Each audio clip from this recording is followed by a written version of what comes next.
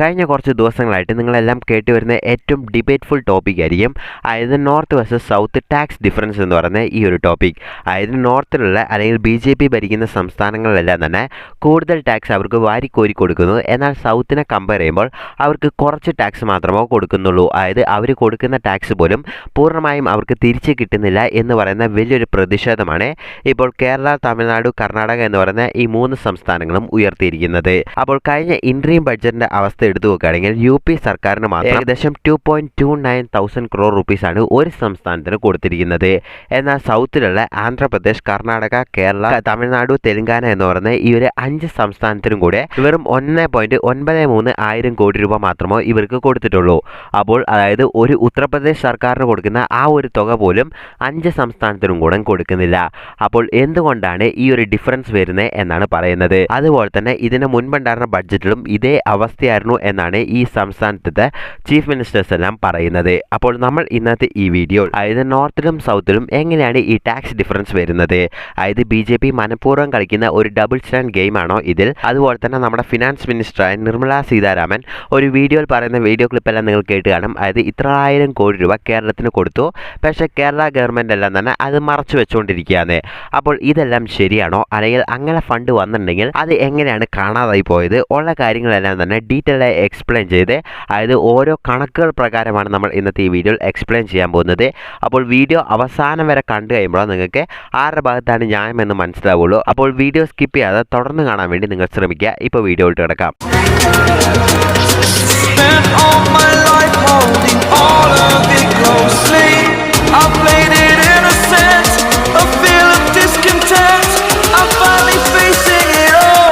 Video start ചെയ്യുന്നതിന് മുമ്പ് ഒരേ ഒരു കാര്യം മാത്രം പറയാണ്ട്, അതായത് കഴിഞ്ഞ 10 വർഷം കൊണ്ട് മോഡി ഗവൺമെൻറ് എന്തെല്ലാം മാറ്റങ്ങൾ ഇന്ത്യയിൽ കൊണ്ടുവന്നു, അതായത് അവർ മോഡി ഗവൺമെൻറ് പറയുന്നതാണോ സത്യം അല്ലെങ്കിൽ കോൺഗ്രസ് പറയുന്നതാണോ സത്യം എന്ന് എക്സ്പ്ലെയിൻ ചെയ്ത് കൃത്യമായ ഡാറ്റ കൊണ്ട് ഒരു വലിയൊരു വീഡിയോ പോസ്റ്റ് ചെയ്തിട്ടുണ്ട്.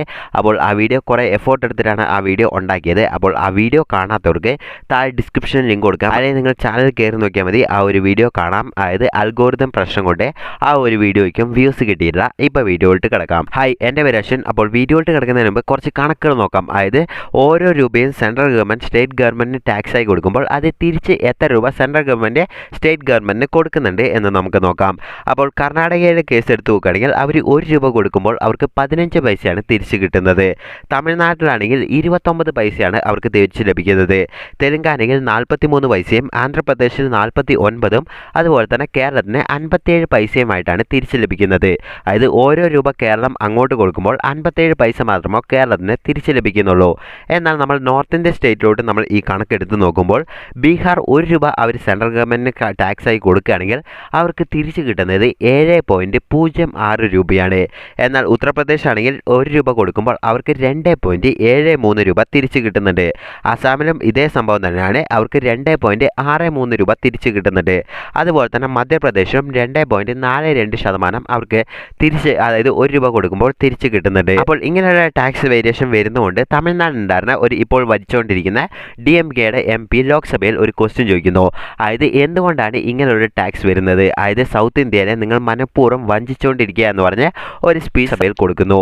അപ്പോൾ ഇതിനെ തുടർന്ന് യൂണിയൻ ഗവൺമെൻറ് തന്നെ ഒരു ലിസ്റ്റ് പുറത്തിറക്കി. അതായത് ഇത്ര എമൗണ്ട് ആണ് ഓരോ സ്റ്റേറ്റിനും കൊടുക്കുന്നതെന്ന് പുറത്തിറക്കിയ ആ ലിസ്റ്റിൽ പറയുന്നത് എന്താണെന്ന് വെച്ചാൽ തമിഴ്നാട് കൊടുത്ത ഫണ്ട് എന്ന് പറയുന്നത് ഏകദേശം 1,75,87.94 കോടി രൂപയാണ് തമിഴ്നാട് ഗവൺമെൻറ് ടാക്സ് ആയി കൊടുത്തത്. എന്നാൽ ആ ഒരു എമൗണ്ട് സെൻട്രൽ ഗവൺമെൻറ് എടുത്തിട്ട് തിരിച്ച് സ്റ്റേറ്റ് ഗവൺമെൻറ്, അതായത് തമിഴ്നാടിന് കൊടുത്ത എമൗണ്ട് എന്ന് പറയുന്നത് ഏകദേശം 38,731.24 കോടി രൂപയാണ്. അതേപോലെ തന്നെ കേരളം കൊടുത്ത ഫണ്ട് എന്ന് പറയുന്നത് ഏകദേശം 39,043.96 കോടി രൂപയാണ് ടാക്സ് ആയി കൊടുത്തത്. കേരളത്തിന് തിരിച്ച് ലഭിച്ച എന്ന് പറയുന്നത് 18,260.68 കോടി രൂപയാണ് കേരളത്തിന് തിരിച്ച് എമൗണ്ട് ആയി കിട്ടിയത്. അപ്പോൾ ഈ ഒരു കണക്കിൽ, അതായത് യൂണിയൻ ഗവൺമെൻറ് കൊടുത്ത കണക്കിൽ പറയുന്നൊരു അടിസ്ഥാനം വെച്ച് ആന്ധ്രാപ്രദേശിന് 0.44 രൂപയാണ് അവർക്ക് 1 രൂപ കൊടുക്കുമ്പോൾ തിരിച്ച് കിട്ടുന്നത്. അതുപോലെ തന്നെ കർണാടകയ്ക്ക് 0.11 രൂപയും കേരളത്തിന് 0.46 രൂപയും അതുപോലെ തന്നെ തമിഴ്നാടിന് 0.22 രൂപയും തെലങ്കാനയ്ക്ക് 0.27 രൂപയും മാത്രമോ അവർക്ക് തിരിച്ച് കിട്ടുന്നുള്ളൂ. എന്നാൽ UPൻ്റെ കണക്കെടുത്ത് നോക്കുകയാണെങ്കിൽ 1.72 രൂപയും ബീഹാറിൽ 5.9 രൂപയും അതുപോലെ തന്നെ മധ്യപ്രദേശിൽ 1.6 രൂപയുമാണ് വരുന്നത്. അപ്പോൾ ഈ രണ്ട് കണക്കെടുത്ത് നോക്കുകയാണെങ്കിലും എല്ലാവർക്കും ഒരു ഡൗട്ട് തോന്നും, അതായത് കുറേ എമൗണ്ട് കൊടുത്തിട്ടും സൗത്ത് ഇന്ത്യൻ സ്റ്റേറ്റിൽ ആർക്ക് നോക്കുകയാണെങ്കിലും 1 രൂപ കൊടുത്തിട്ട് 1 രൂപ ആർക്കും തന്നെ തിരിച്ചു കിട്ടുന്നില്ല. എന്നാൽ നോർത്ത് ഇന്ത്യൻ സ്റ്റേറ്റിനെല്ലാം തന്നെ 1 രൂപ കൊടുത്തു കഴിഞ്ഞാൽ 1ൽ കൂടുതൽ രൂപയാണ് കൊടുക്കുന്നത്. അപ്പോൾ ആരാണ് ഇതെല്ലാം തീരുമാനിക്കുന്നത്? അതുപോലെ തന്നെ എന്ത് കണക്കിലാണ് ഇവർക്ക് കൂടുതൽ കൊടുക്കുന്നത്, അതുപോലെ തന്നെ മറ്റ് ഗവൺമെൻറ്റിനെല്ലാം വഞ്ചിക്കുന്നത്? അപ്പോൾ ഇതെല്ലാം നമുക്ക് ഡീറ്റെയിൽ ആയിട്ട് നോക്കാം. അപ്പോൾ ഇന്ത്യൻ കോൺസ്റ്റിറ്റ്യൂഷനിൽ ആർട്ടിക്കിൾ 280 സബ് 33 പറയുന്ന കാര്യം എന്താണെന്ന് വെച്ചാൽ, അതായത് ഇന്ത്യയിലെ എല്ലാ ടാക്സ് കാര്യങ്ങളും, അതായത് സ്റ്റേറ്റിന് കൊടുക്കുന്ന ടാക്സ് എല്ലാം തന്നെ തീരുമാനിക്കുന്ന ഫൈനാൻസ് കമ്മീഷൻ എന്ന് പറയുന്ന ഒരു സെപ്പറേറ്റ് ബോഡീനെ നിയമിക്കണം എന്ന് പറഞ്ഞിട്ടാണ് ഇന്ത്യൻ കോൺസ്റ്റിറ്റ്യൂഷൻ അങ്ങനെ ഒരു തീരുമാനം കൊണ്ടുവരുന്നത്. അപ്പോൾ ആ ഒരു തീരുമാനത്തിനനുസരിച്ച് ഈ സ്റ്റേറ്റിന് കൊടുക്കേണ്ട എല്ലാവിധ കാര്യങ്ങളും ഫൈനാൻസ് കമ്മീഷനാണ് തീരുമാനിക്കുന്നത്. അപ്പോൾ ഈ ഒരു ഫൈനാൻസ് കമ്മീഷൻ ഓരോ 5 വർഷം കൂടുമ്പോഴും അവർ മാറിക്കൊണ്ടേയിരിക്കും. അതായത് ഓരോ ഭരണം മാറുമ്പോഴും ഈ ഫൈനാൻസ് കമ്മീഷൻ മാറും. അത് നോർമലി നടക്കുന്ന ഒരു സംഭവമാണ്. അപ്പോൾ ഇവരാണ് ഈ ഫൈനാൻസ് കമ്മീഷനാണ് സെൻട്രൽ ഗവൺമെൻറ്റിനോട് പറയുന്നത്, അതായത് ഇത്ര എമൗണ്ട് ഈ സ്റ്റേറ്റിന് കൊടുക്കണമെന്ന്. അതിനനുസരിച്ചാണ് സെൻട്രൽ ഗവൺമെൻറ് കൊടുക്കുന്നത് എന്നുള്ളതാണ് കാര്യം. അപ്പോൾ ഈ ഒരു ഫൈനാൻസ് കമ്മീഷൻ എങ്ങനെയാണ് ഈ ഒരു കാര്യം, അതായത് ഇത്ര ഫണ്ടാണ് കൊടുക്കേണ്ടത് എന്ന് തീരുമാനിക്കുന്നത് എന്ന് വെച്ച് കഴിഞ്ഞാൽ, അപ്പോൾ ഈ ഒരു ഫൈനാൻസ് കമ്മീഷൻ 2 രീതിയിലാണ് ഈ ടാക്സ് ട്രാൻസ്ഫർ ചെയ്യുന്നത്. ഒന്ന് ഹൊറിസോണ്ടലും അതുപോലെ തന്നെ ഒന്ന് വെർട്ടിക്കൽ രീതിയിലും, അതായത് വെർട്ടിക്കൽ ഡിവല്യൂഷനിലുമാണ് ഈ ഒരു ടാക്സ് മൊത്തം ട്രാൻസ്ഫർ ചെയ്യുന്നത്. അപ്പോൾ ഈ വെർട്ടിക്കൽ ഡെവല്യൂഷൻ എന്ന് പറയുന്ന ഈ ഒരു ടാക്സ് എങ്ങനെയാണെന്ന് വെച്ച് കഴിഞ്ഞാൽ, അതായത് യൂണിയൻ ഗവൺമെൻറ് സ്റ്റേറ്റിന് കൊടുക്കുന്നത്. അപ്പോൾ അതായത് യൂണിയൻ ഗവൺമെൻറ് സ്റ്റേറ്റിന് കൊടുക്കുന്ന ടാക്സ് ആണ് ഈ വെർട്ടിക്കൽ. എന്നാൽ ഈ ഹൊറിസോണ്ടൽ എന്ന് പറയുന്നത് സ്റ്റേറ്റിന് തന്നെ കൊടുക്കുന്നത്, അതായത് സ്റ്റേറ്റ് കളക്ട് ചെയ്ത് സ്റ്റേറ്റിന് തന്നെ തിരിച്ചു കിട്ടുന്നത്. അതാണ് ഈ ഹൊറിസോണ്ടൽ എന്ന് പറയുന്നത്. അപ്പോൾ ഇതിലാണ് പല സ്റ്റേറ്റിനും ഉള്ള പ്രശ്നം. അപ്പോൾ എന്താണ് പ്രശ്നം എന്ന് വെച്ച് കഴിഞ്ഞാൽ, അതായത് ഇന്ദിരാഗാന്ധി 1975 ആ ഒരു കാലഘട്ടങ്ങളിലെല്ലാം തന്നെ ഇന്ത്യയിലെ പോപ്പുലേഷൻ വളരെ രീതിയിൽ വർദ്ധിക്കുന്നതുകൊണ്ട് തന്നെ പോപ്പുലേഷൻ കൺട്രോൾ ചെയ്യണമെന്ന് പറഞ്ഞ് ഒരു ആക്ട് തന്നെ കൊണ്ടുവരുന്നിരുന്നു. അതായത് എമർജൻസി സമയത്തെല്ലാം തന്നെ കർശനമായ നിയമം തന്നെ ഉണ്ടായിരുന്നു. അപ്പോൾ ആ ഒരു സമയത്ത് ഈ നിയമം ഏറ്റിട്ട് സൗത്ത് ഇന്ത്യയിലെ പല സ്റ്റേറ്റുകളിലും അത് കർശനമായി ഫോളോ ചെയ്ത്, അതായത് ഒരു കുടുംബത്തിൽ ഇത്ര പേര് ജനിക്കുമ്പോൾ അവർക്ക് മാത്രമോ ആനുകൂല്യങ്ങൾ ഉള്ളൂ എന്നുള്ള കാര്യങ്ങളെല്ലാം അനൗൺസ് ചെയ്ത് ഇവരുടെ അതായത് പോപ്പുലേഷൻ വർദ്ധിക്കുന്നതെല്ലാം കൺട്രോൾ ചെയ്തു. എന്നാൽ നോർത്ത് ഇന്ത്യൻ സ്റ്റേറ്റുകൾ പലതും, അതായത് ഉത്തർപ്രദേശ് പോലെയുള്ള പല സ്റ്റേറ്റുകളിലും ഇത് വലിയ രീതിയിലൊന്നും അവർ എഫക്റ്റിൽ കൊണ്ടുവന്നില്ല. ഇതുകൊണ്ട് എന്താണെന്ന് വെച്ചാൽ ആ സ്റ്റേറ്റിലെല്ലാം തന്നെ പോപ്പുലേഷൻ കൂടാൻ തുടങ്ങി. അതുകൊണ്ട് എന്താണെന്ന് വെച്ചാൽ അവിടെ പോപ്പുലേഷൻ കൂടി. ഇപ്പോൾ ഈ ഒരു സമയത്ത് നോക്കുകയാണെങ്കിലും ഉത്തർപ്രദേശിലെല്ലാം ഏറ്റവും കൂടുതൽ പോപ്പുലേഷനുള്ള ഒരു സ്റ്റേറ്റായി മാറി. അതുപോലെ തന്നെ ബീഹാറിലും ഇതേ അവസ്ഥ തന്നെയാണ്. അപ്പോൾ ബീഹാറിൽ എന്താണെന്ന് വെച്ചാൽ പോപ്പുലേഷനും കൂടി, അതുപോലെ തന്നെ അവരുടെ ഡെവലപ്മെൻറ്റും അത്രയില്ല. അപ്പോൾ ഇതുകൊണ്ട് എന്താണെന്ന് വെച്ചാൽ ഇന്ത്യ വളരുമ്പോൾ എല്ലാ സ്റ്റേറ്റും ഒരുപോലെ വളരണം എന്നാണ് പറയുന്നത്. അപ്പോൾ ഇതുകൊണ്ട് എന്താണെന്ന് വെച്ചാൽ, അതായത് നല്ലോണം പെർഫോം ചെയ്യുന്ന സ്റ്റേറ്റായ കേരളം, തമിഴ്നാട് ഇങ്ങനെയുള്ള പല സ്റ്റേറ്റിൽ നിന്നും ഫണ്ട് കളക്ട് ചെയ്തിട്ട്, അതായത് പെർഫോം ചെയ്യാത്ത ബീഹാർ തുടങ്ങിയ സ്റ്റേറ്റുകളോട്ടെല്ലാം കൂടുതൽ ഫണ്ട് അലോക്കേറ്റ് ചെയ്ത് അവരെയും കൂടെ ഡെവലപ്മെൻറ്റോട്ട് കൊണ്ടുവരാൻ വേണ്ടിയാണ് ഈ ഫൈനാൻസ് കമ്മീഷൻ ഇങ്ങനൊരു മെത്തേഡ് ഫോളോ ചെയ്യുന്നത് എന്നാണ് പറയുന്നത്. അതെന്താണെന്ന് വെച്ചാൽ, അതായത് ഇപ്പോൾ കേരളത്തിൽ നിന്നും തമിഴ്നാട്ടിൽ നിന്നും ഒരു 10 രൂപ കളക്ട് ചെയ്തിട്ട് അവർക്ക് ഒരു 5 രൂപ തിരിച്ചു കൊടുത്തിട്ട് ബാക്കി 5 രൂപ, അതായത് ഇവർക്ക് കിട്ടേണ്ട ആ 5 രൂപ ബീഹാർ പെർഫോം ചെയ്തിട്ടില്ല എന്ന് പറഞ്ഞ് ബീഹാറിന് കൊടുക്കുമ്പോൾ, അതായത് ബീഹാറിലുള്ള പണ്ട് തൊട്ടേ ഉള്ള മുഖ്യമന്ത്രികൾ അവർ വേസ്റ്റായിട്ട് പെർഫോം ചെയ്തതിൽ ഇവരുടെ ഫണ്ട് എന്തിനാണ് അവർക്ക് കൊടുക്കുന്നത് എന്നാണ് ചോദിക്കുന്നത്. അതായത് സൗത്ത് ഇന്ത്യൻ സ്റ്റേറ്റെല്ലാം തന്നെ നല്ല രീതിയിൽ പെർഫോം ചെയ്തുകൊണ്ടാണ് അവർക്ക് അതായത് ഇന്നത്തെ ഈ ഒരു ലെവലിലോട്ട് അവർ അച്ചീവ് ചെയ്യാൻ പറ്റിയത്. പക്ഷേ നോർത്ത് ഇന്ത്യൻ സ്റ്റേറ്റിലുള്ള പല സ്റ്റേറ്റുകളും അവർക്ക് ആ പെർഫോമൻസ് ഇല്ലാത്തതുകൊണ്ടാണ് അവർക്ക് ആ ഒരു, അതായത് പോപ്പുലേഷനും കൺട്രോൾ ചെയ്യാതെ അവർ ആ പെർഫോമൻസ് ചെയ്യാത്തതുകൊണ്ടാണ് അവർ ഈ ഒരു അവസ്ഥയിൽ അതിന് അവർക്ക് കൊടുക്കണ്ട എന്നാണ് പറയുന്നത്. പിന്നെ ഒരു പ്രശ്നം പറയുന്നത് എന്താണെന്ന് വെച്ചാൽ, അതായത് 13ാമത്തെ ഫൈനാൻസ് കമ്മീഷൻ, അതായത് 2010 ഈ 13ാമത്തെ ഫൈനാൻസ് കമ്മീഷൻ ഉണ്ടായിരുന്നത്. അപ്പോൾ 13ാമത്തെ ഫൈനാൻസ് കമ്മീഷൻ ഉണ്ടായിരുന്നപ്പോൾ അവരെടുത്ത ഡേറ്റ അനുസരിച്ച്, അതായത് 1971 സെൻസസിൻ്റെ പ്രകാരമായിരുന്നു, അതായത് ആ ഒരു പോപ്പുലേഷനിൽ അനുസരിച്ചായിരുന്നു അവർ ഫണ്ടെല്ലാം തന്നെ എല്ലാ സ്റ്റേറ്റ് ഗവൺമെൻറ്റും കൊടുത്തുകൊണ്ടിരുന്നത്. എന്നാൽ 14ാമത്തെ ഫൈനാൻസ് കമ്മീഷൻ വന്നപ്പോൾ, അതായത് 1971 അതുപോലെ തന്നെ 2011 സെൻസസും കൂടെ കൂട്ടിയിട്ടാണ് അവർ രണ്ടും കൂടെ കമ്പയർ ചെയ്തിട്ടാണ് അവർ ഫണ്ടെല്ലാം തന്നെ അലോക്കേറ്റ് ചെയ്തുകൊണ്ടിരുന്നത്. അതുപോലെ തന്നെ 15ാമത്തെ ഫൈനാൻസ് കമ്മീഷൻ ആയപ്പോൾ, അതായത് ഇപ്പോൾ നടക്കുന്ന ആ ഒരു ഫൈനാൻസ് കമ്മീഷൻ ആയപ്പോൾ തന്നെ 2011 ഡേറ്റ മാത്രം അവരെടുത്തിട്ടാണ്, അതായത് 2011 എത്ര, അതായത് ഈ സ്റ്റേറ്റിന് ഇത്രയാണോ പോപ്പുലേഷൻ അതിനനുസരിച്ച് മാത്രമാണ് അവർക്ക് ഫണ്ട് അലോക്കേറ്റ് ചെയ്യാൻ തുടങ്ങിയത്. അപ്പോൾ ഇതിലാണ് എല്ലാവർക്കും പ്രശ്നം തുടങ്ങിയത്. അതായത് 1971 ആ ഒരു കാലഘട്ടം വരെ എല്ലാവരുടെ പോപ്പുലേഷനും ഒരേപോലെ പോയിക്കൊണ്ടിരിക്കുകയായിരുന്നു.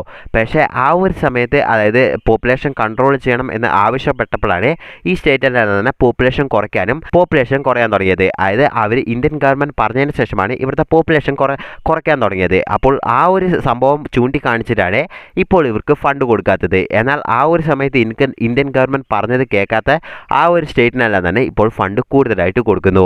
അപ്പോൾ ഇതാണ് എല്ലാവരും പറയുന്നത്, അതായത് 1971 ഡേറ്റ അനുസരിച്ച് മാത്രം കൊടുക്കണമെന്ന്. അപ്പോൾ ആ ഒരു ഡേറ്റ എടുത്തു നോക്കുകയാണെങ്കിൽ എല്ലാ ഗവൺമെൻറ്റിനും ഒരേപോലെ ഏകദേശം, അതായത് ഒരേപോലെ അല്ലെങ്കിലും ആ ഒരു സമയത്ത് അനുസരിച്ച് അവർക്ക് ഫണ്ട് ഈക്വലായി കിട്ടും എന്നാണ് എല്ലാ സ്റ്റേറ്റ് ഗവൺമെൻറ്റും ഇവിടെ വിശ്വസിക്കുന്ന മാത്രമല്ല അതാണ് സത്യം. അപ്പോൾ ഇങ്ങനെയുള്ള കാര്യങ്ങൾ പറയുമ്പോൾ സെൻട്രൽ ഗവൺമെൻറ് പറയുന്ന ഒരു കാര്യം എന്താണെന്ന് വെച്ചാൽ, അതായത് മഹാരാഷ്ട്രയാണ് ഇന്ത്യയിലെ ഏറ്റവും റിച്ചസ്റ്റ് സ്റ്റേറ്റ്. അപ്പോൾ അവർക്ക് ഈ പ്രശ്നങ്ങളൊന്നും ഇല്ലല്ലോ എന്നാണ്. അതായത് അവർക്കും ഇതേ ടാക്സ് തന്നെയാണ് അവർക്കും പോകുന്നത്. പക്ഷെ അവർക്കില്ലാത്ത പ്രശ്നം എന്താണ് അതായത് ഈ മറ്റ് 5 സംസ്ഥാനത്തിനും വരുന്നത് എന്നാണ് ചോദിക്കുന്നത്. എന്നാൽ ഇതിൽ പറയേണ്ട കാര്യം എന്താണെന്ന് വെച്ചാൽ, അതായത് മഹാരാഷ്ട്രയ്ക്ക് അധികം എമൗണ്ട് ഇവിടെ നഷ്ടപ്പെടുന്നില്ല എന്നുള്ളതാണ് സത്യം. അതായത് ഇതിനായിട്ട് നമ്മൾ വേറെ കുറച്ച് ഡേറ്റ എടുത്തു നോക്കാണ്ട്. അപ്പോൾ ആ ഒരു ഡേറ്റ എന്താണെന്ന് വെച്ചാൽ, ഈ ഒരു ഡേറ്റയിൽ നമ്മൾ 12ാമത്തെയും 14ാമത്തെയും 15ാമത്തെയും ഫൈനാൻസ് കമ്മീഷൻ്റെ റിപ്പോർട്ടിൻ്റെ ഡേറ്റയാണ് നമ്മൾ എടുത്തു നോക്കാൻ പോകുന്നത്. അപ്പോൾ ഈ ഒരു ഡേറ്റയിൽ മഹാരാഷ്ട്രയിൽ 12ാമത്തെ ഫൈനാൻസ് കമ്മീഷനിൽ അവർ ഓരോ 100 രൂപയും, അതായത് ഓരോ 100 രൂപ കൊടുക്കുമ്പോഴും അവർക്ക് തിരിച്ച് കിട്ടിക്കൊണ്ടിരുന്നത് 4.99 എമൗണ്ട് ആയിരുന്നു, അതായത് ഡയറക്റ്റ് ആയിട്ട് കിട്ടിക്കൊണ്ടിരുന്നത്.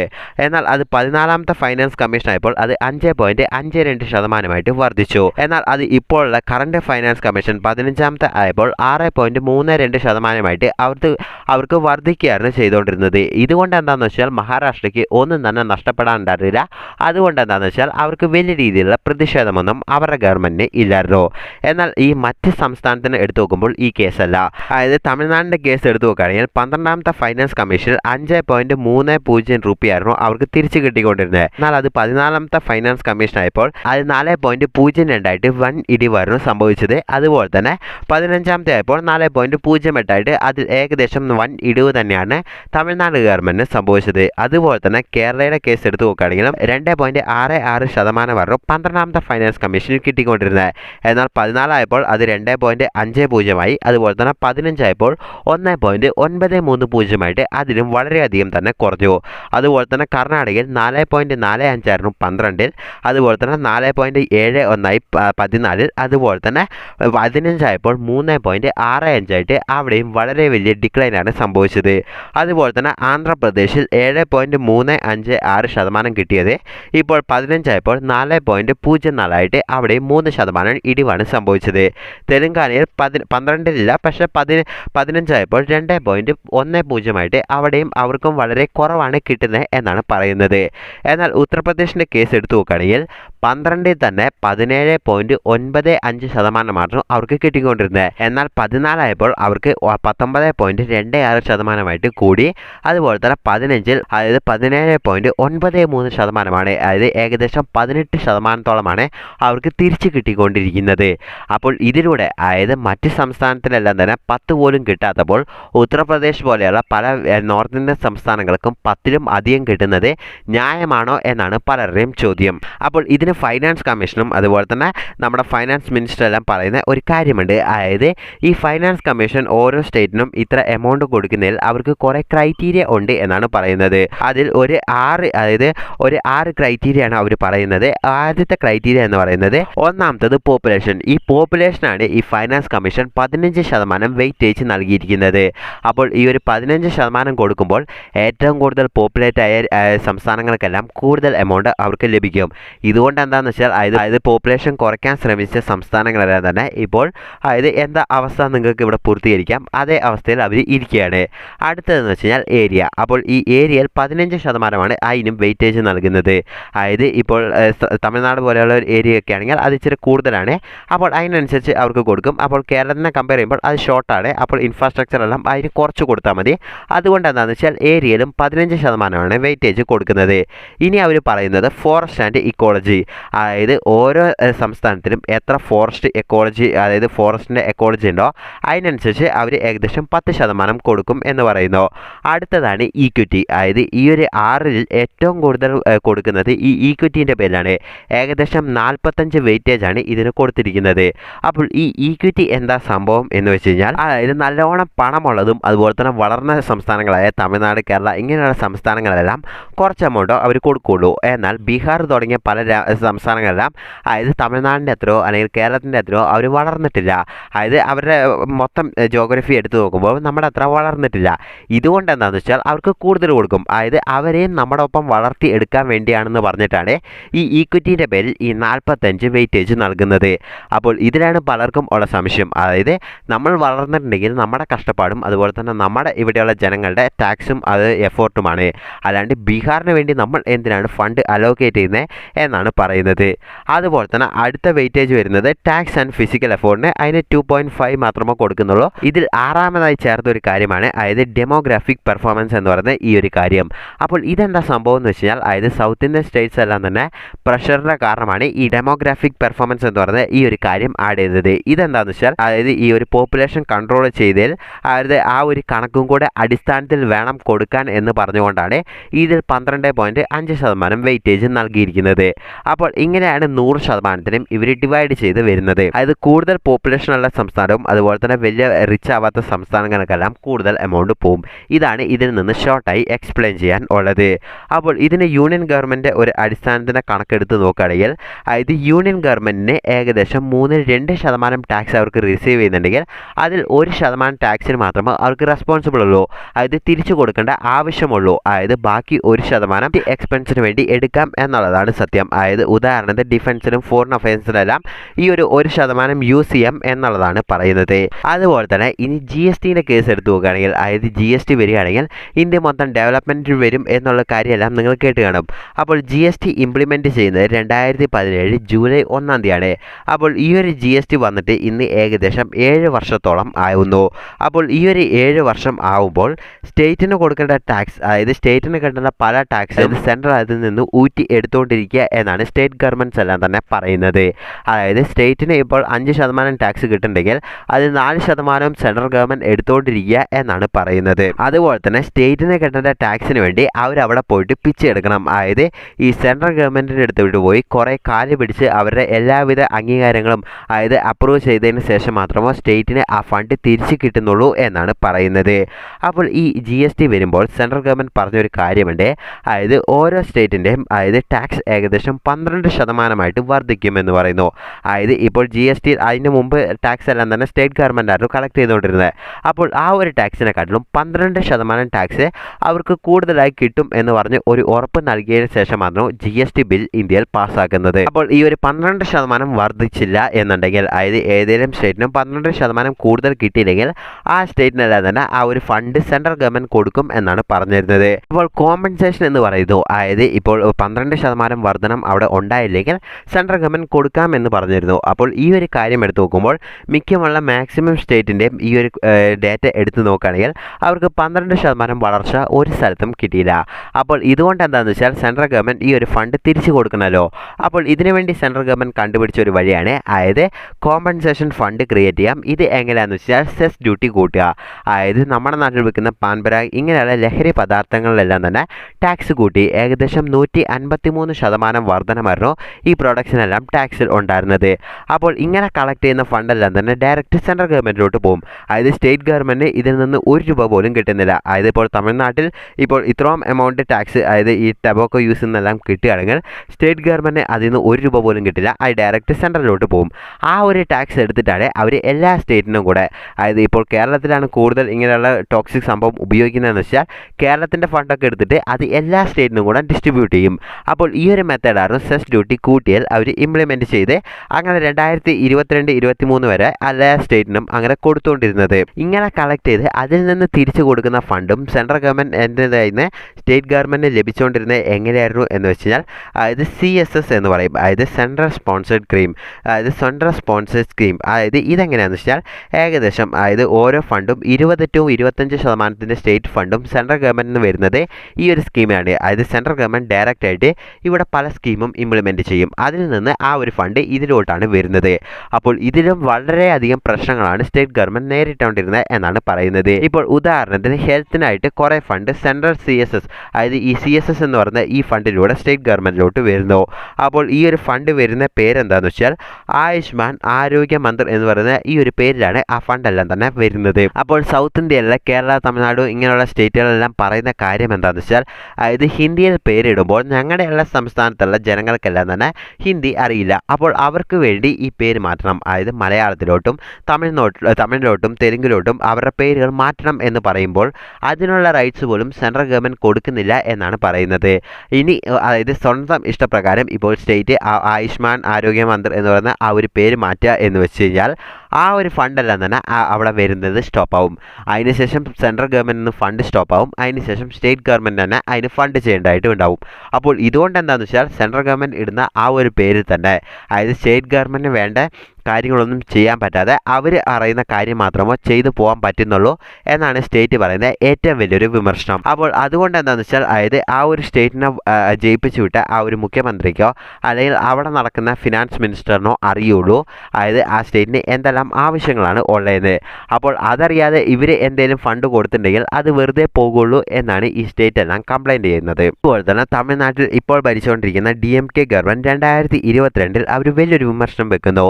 അതായത് ഈ റെയിൽവേൻ്റെ കാര്യത്തിലും വലിയ രീതിയിൽ തന്നെ central government south India north India എന്ന് പറയുന്ന ആ ഒരു വ്യത്യാസം കാണിക്കുന്നുണ്ട്. അതായത് നോർത്ത് ഇന്ത്യയിലെല്ലാം കൂടുതൽ ഡെവലപ്മെൻറ്റ് വരുത്തുകയാണ്, എന്നാൽ സൗത്ത് ഇന്ത്യയിൽ അത് വരുത്തുന്നില്ല എന്ന് പറയുന്ന ഒരു വിമർശനം അവർ മുന്നോട്ട് വെക്കുന്നു.